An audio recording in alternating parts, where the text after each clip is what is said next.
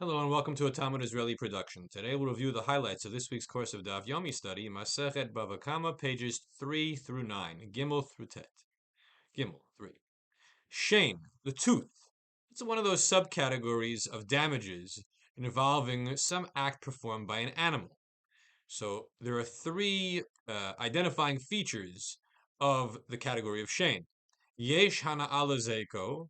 There's some benefit, some enjoyment, which is gained by the animal in the course of doing the act of damaging. Uma moncha, and it's your money, meaning your property, your animal. Ushmirato alacha, and the obligation to safeguard it from causing damages is upon you. So we give examples. Nikhakata bakotel lahanata. What if an animal is scratching itself against a wall to relieve an itch, and in the process knocks over part of the wall and someone is injured on the other side? Or tinfa pirot lahanata. Or the animal is rolling around in the fruits because it cools the skin to roll around against cold fruit, and in the process soils the produce, and nobody wants to eat it anymore. So there's damages involved in an act that was done by your property that you have a responsibility to oversee, and the animal was enjoying it in the process. Dalet 4. Eved ve'ama, there is an exemption from liability concerning damages performed by one's Canaanite slave. So the question is why? The Gemara says, Tama Rabba itbahu. There's actually a very good reason that we should offer an exemption for the owner. Because we're concerned that maybe the Jewish owner will annoy his Eved, and the slave, in order to stick it to his owner and make his owner miserable, goes ahead and lights on fire a silo or a stack of grain of the neighbor. And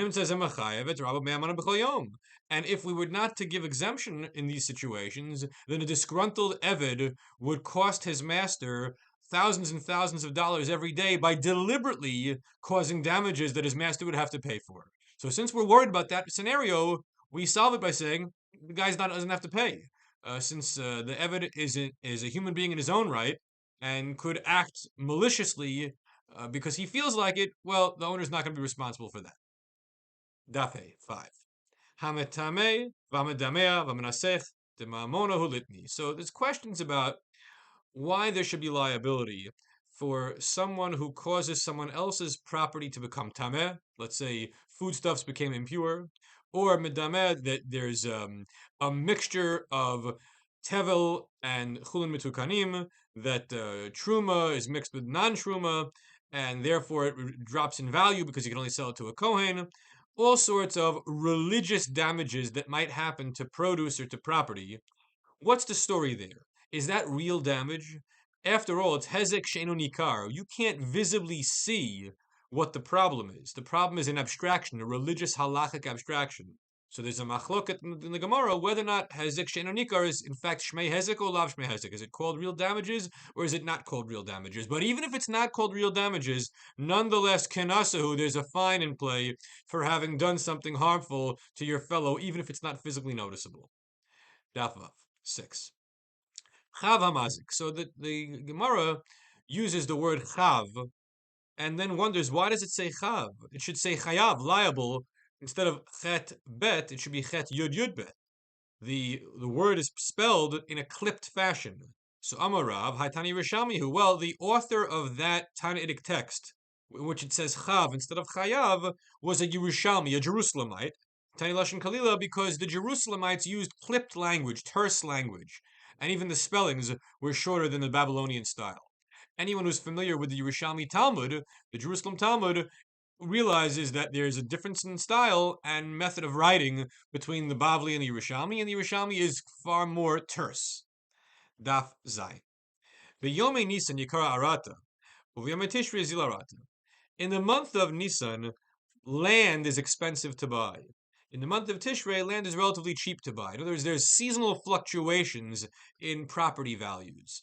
Why? Because, as Rashi explained, in the springtime, you could take the field, plow the field, sow the seeds, and then have a harvest in the next season. However, if you buy a field which was unplowed entering Tishrei, then you're not going to be able to sow the seeds that fall and winter, since the field was not readied for that purpose with prior plowing. And so you're going to lose an agricultural cycle. That loss of the agricultural cycle is what causes the value of the land to go down somewhat. Dafchet 8. Amar Rav, Kol ha'omer iyavshi b'takanot chachamim, kegon zu shomen lo. If a person says, I don't want to to have benefit from or to utilize an enactment of the sages that was designed for my benefit, well, we accept that and we can waive it, and the law will reflect the fact that he doesn't want it. What's an example? Kagon, Yacholi Shalom, a woman can tell her husband, Ani nizonat ve'ena osa, I don't want to get food from you. I don't want to have sustenance from you, but I also don't want to work for you because this was a deal. The deal was struck by the sages that a woman works and produces some income for the household, which is remitted over to her husband. And the stipulation was she does that so that the husband will feed her on a regular basis, will provide income for the household from which she has personal benefit and gets her daily bread. If the woman doesn't want to do that because she feels that her work is more valuable than the food she might get, she can say, "I'm not going to work for you. I'll work for myself." And you don't have to pay me. You don't have to feed me. So we're going our separate ways financially. Daftet 9. Amar Rav Huna, the mitzvah ad shlish. Rav Huna says concerning a mitzvah, there's some kind of financial aspect of the mitzvah that goes up to a third. So the question is, what do you mean a third?